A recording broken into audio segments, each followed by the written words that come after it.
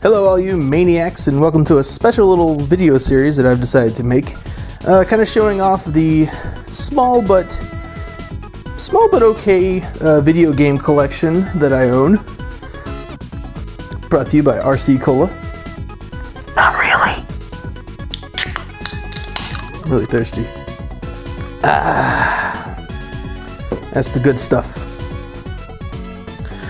So what I wanted to do with this video series is, I don't have a lot of games, but I do have quite a few consoles.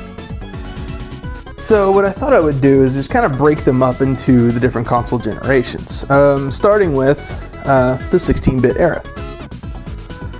Well, I say that, but I recently bought my first ever Nintendo Entertainment System.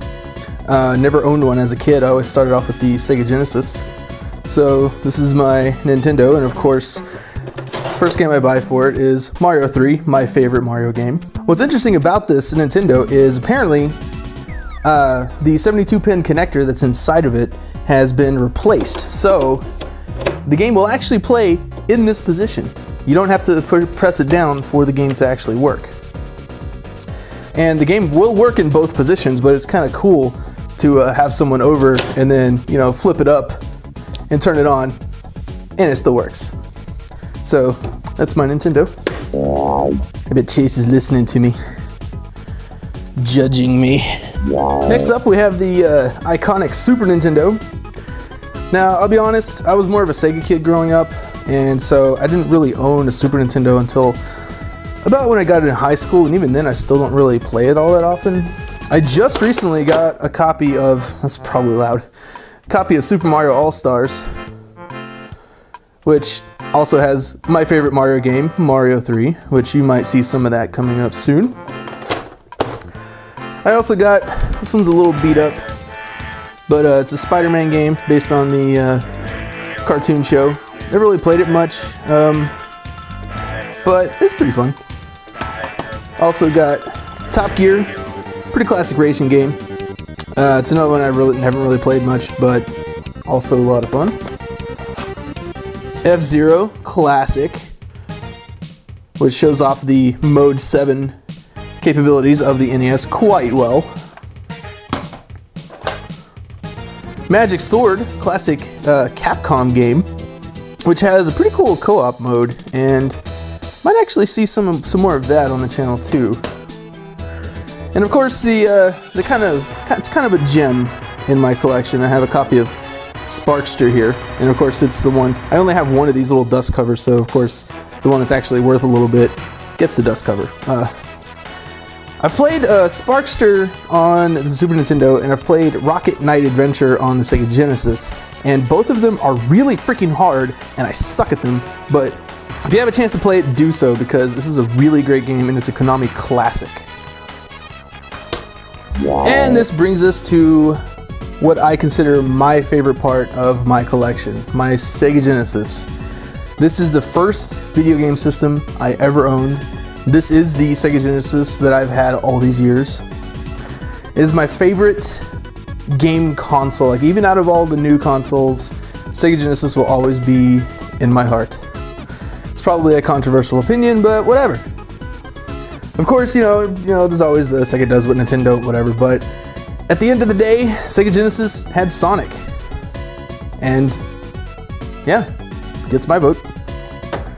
So here I have what is considered a Sega Genesis Model 1.5. It's a Model 1 Genesis, but the true Model 1s had high definition graphics up here on the top, and 1.5, I guess, 1.5, whatever. They still call it Model 1, but later releases of it took out the high definition graphics. And as I mentioned in my Sonic 1 review, the original Model 1 had a port back here that kind of looked like a VGA port, and that was where you were supposed to plug in the Telegenesis. But as of this model and the Genesis Model 2 and 3, they took those out. Now, of course, they did make a Sega CD that was supposed to fit with this model. It's a little bit wider, and it actually stuck underneath it. But I kind of like having, get in there. There we go. I kind of like having the Model 2 Sega CD, which was designed for which was designed for the slightly smaller Sega Genesis. But I like the aesthetic of this kind of just hanging over the side here. But yeah, I have a Sega CD. Unfortunately, as of right now, it used to work. It doesn't work anymore. I don't know what's wrong with it. I'm really sad because I have a Sonic CD review coming up. Anyway, talk about the controller a little bit. This is seriously probably the best controller design. I mean, it is the most comfortable controller to hold in your hand. You have this ridge here that your finger kind of just naturally forms to. And I love having all the action buttons just in your natural range of motion for your thumbs. This is seriously one of the best designed controllers. So, let's talk about the games. Of course, as a kid, I never really had the mind of a collector, so there's a lot of games that I had that I used to have cases for, but I don't. Now that I'm trying to get into collecting, I've started getting more cases, as you can see, like the Sonic 1, as I keep pointing it towards the light. Sonic 1, of course, case and book, which makes it a complete piece. Sonic 2, classic, watch my review. Of course, case and book. Jurassic Park, which is kind of an interesting example because the story in this game follows the book, the novel by Michael Crichton, which is a classic. Go read it, seriously. It follows the book more closely than it does the movie. And interesting thing, I don't know, I think a vampire took a bite out of my book here.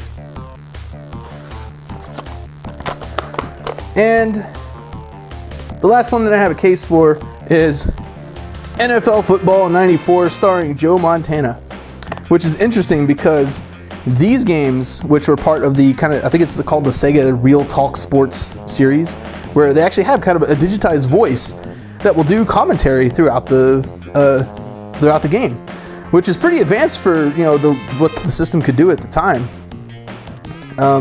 And it's pretty fascinating. This thing had voice commentary before the Madden series. And of course, I got quite a few, since it's the system I've owned the longest, I have the most games for it.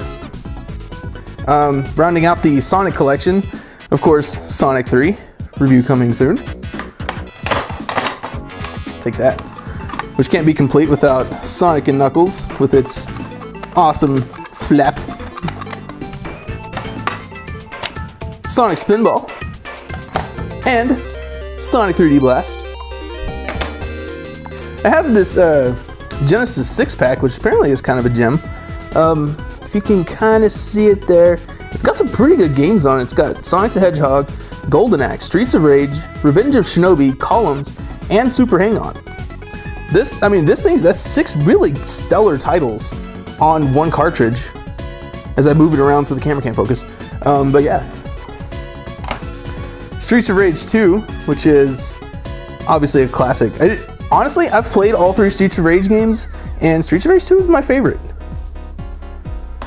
I probably should have said this one sooner, but Jurassic Park Rampage Edition, which is interesting because it's kind of a remake of the original Jurassic Park game, where they, instead of following the movie or the book, they kind of just said, hey, we're going to take Grant and the Raptor and then just put them in cool levels. And it doesn't really follow any pre-established narrative. It's basically its own game, which doesn't even really have a story. It's just kind of, you got enemies and you shoot them. So it's definitely kind of a overlooked gem. If you have a chance to play it, you should try it out. Of course, Earthworm Jim, which you guys saw me do a short little Let's Play of. It's kind of like Rocket Knight Adventures. I can get a little bit farther in Earthworm Jim than I can in or Sparkster. It's not quite as hard, but it's still a pretty challenging game. And I guess if I sat down and don't kind of just delegated a bunch of hours to playing it and practice, I could probably get through it. Nope. 2 copies of Vectorman, because why not? Which you also saw me play. I do have Vectorman 2, which I haven't played a whole lot, but it is a hell of a lot harder than Vectorman 1. And of course I have some of the iconic EA titles. This one's actually missing the little yellow thing on top of it, but I got a copy of John Madden Football 92. Urban Strike. It's a little beat up, but this one's really hard too. It's a very interesting kind of isometric shooter, I guess you'd say, where basically you just play as a helicopter pilot and you complete a bunch of missions around kind of a free roaming map. And you gotta watch your ammo and your fuel and stuff, otherwise you'll pretty much just crash and die. And we got one of my favorite video game series of all time other than Sonic, the Road Rash series. This series seriously needs to make a comeback. Road Rash 2 and Road Rash 3. These games are definite gems on the Sega Genesis. If you have a chance to play these, do so. It is amazing. And one that I don't see people talk about a lot, General Chaos. It's a very interesting game. It's almost kind of real-time strategist, whatever, RTS-ish, where basically you play a squad of 5 guys, and the controls are kind of like that. You control a cursor on a screen, and you can either hit like a button to switch between them, or select one directly, and you kind of tell them where to go. And you have an action button where basically you press the button and everyone on the screen will fire at the nearest enemy. And it's kind of just a game of territories where you pick a territory, you send a squad in against another squad of 5 guys, and whoever's the last man standing takes that territory. And once you get to your enemy's base, you win that map. And it's a pretty challenging game, mainly because of the limitations of the control scheme, but I definitely plan on playing this and kind of showing it off a little bit on my channel. And of course, no Sega Genesis collection would be complete without Caesar's Palace. I mean, literally, if we're going for a complete collection, you wouldn't be complete without this game. So yeah. Wow. And of course, last but not least, let's take a look at the games I own for Sega CD. Of course, I have Sonic CD. If there's a system that has a Sonic game, I'm gonna own the Sonic game for it. Now, of course, all of these I actually do have. This one's a little beat up. As you can see, there's a crack here in the middle. But it is pretty much a complete set. I got the disc and the book here, which I am planning on reviewing this very soon, as soon as I can get my Sega CD working again. This is one I haven't played actually at all, mainly because I bought this after my Sega CD had died. I saw this at the local Game Over, which is a game store here in Austin.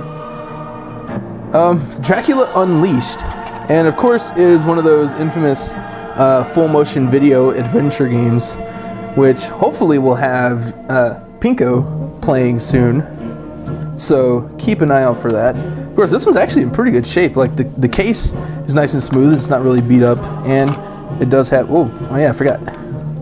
I'll say it's in good shape, and of course the thing starts to fall out on me.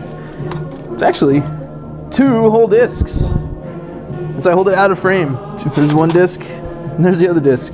And okay, I said this was in good shape, but this thing's kind of falling apart. And there's the receipt. Of course, classic NBA Jam, which also, like I said, has a book, and the case is kind of falling apart. Unfortunately, with moving parts on a lot of these, they tend to go bad pretty easily. And of course, the disc isn't in there because it's in my Sega CD that won't read anything. Yay! And kind of sucks revealing this on my first video, but this is probably one of the biggest gems that I have in my whole collection. This game right here in its current state, which is beat up but complete. I have game and book. It's generally worth about $120, which is funny because when I bought this Sega CD, I bought it at a pawn shop for like 30 bucks. And it had the Sonic CD NBA Jam and this in it, and the guy at the pawn shop wanted $1 for each of them. So I paid $1 for this.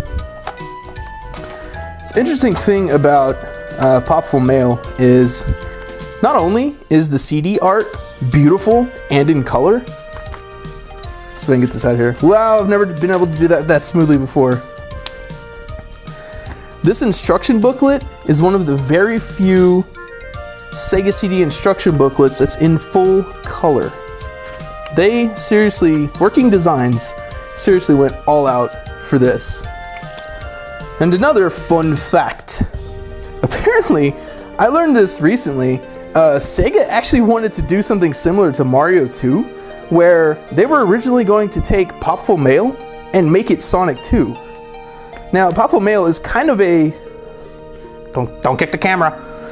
Popful Mail is kind of a side-scrolling RPG. It's kind of like Zelda 2, actually, and it has probably about the same difficulty curve as Zelda 2. But yeah, they originally were just going to swap out the sprites with Sonic characters and make Popful Mail into Sonic 2, which blew my mind. That was insane. I did not know that. So that pretty much sums up my 16-bit generation game collection. Hope you enjoyed watching this video. I plan on doing more for each generation that I own, so keep watching this space.